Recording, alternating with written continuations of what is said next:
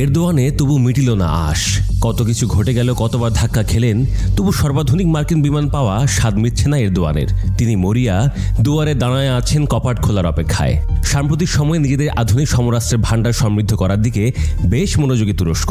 বিশেষ করে ইসরায়েলের হুমকি মোকাবিলায় অত্যাধুনিক যুদ্ধবিমান চায় আঙ্কারা। নিজেদের বিমান বাহিনীকে আরও শক্তিশালী করতে চায় এরদোয়ানের দেশ।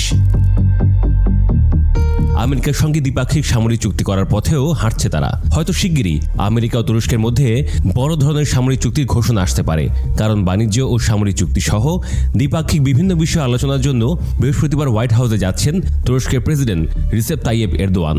এর মধ্যেই খবর বেরিয়েছে যে তুরস্কের অভ্যন্তরে মার্কিন F-35 ও F-16 যুদ্ধবিমান তৈরির অনুমতি চেয়েছে আঙ্কারা।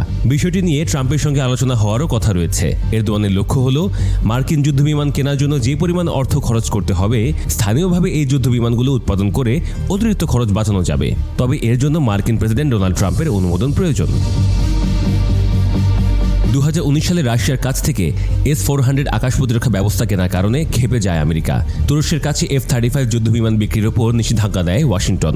তবে গত বছরের জানুয়ারিতে সুইডেনকে নেটো সদস্য হিসেবে স্বীকৃতি দেয় তুরস্ক।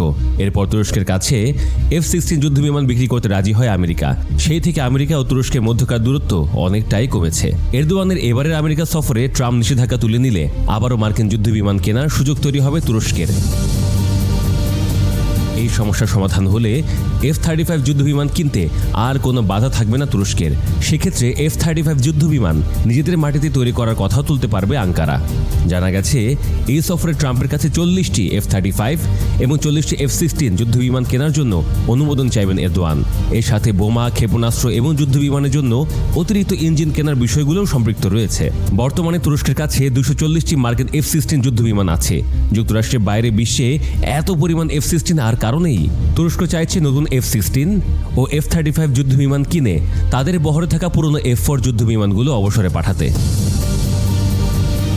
এর আগে তুরস্ক 79টি F-16 যুদ্ধবিমানের জন্য আমেরিকার কাছ থেকে আধুনিক যন্ত্রাংশ কেনার পরিকল্পনা করেছিল, যার জন্য $23 বিলিয়ন খরচ হতো। কিন্তু এখন তারা F-35 যুদ্ধবিমান কেনার দিকে বেশি মনোযোগ দিচ্ছে। এছাড়া যুদ্ধবিমানে ব্যবহৃত F-110 এবং F-404 ইঞ্জিনগুলো স্থানীয়ভাবে তৈরি করার অনুমতিও চাইছে তুরস্ক। এগুলো তুরস্ক নিজেদের কান যুদ্ধবিমান এবং হুরজেট প্রশিক্ষণ বিমানে লাগাবে।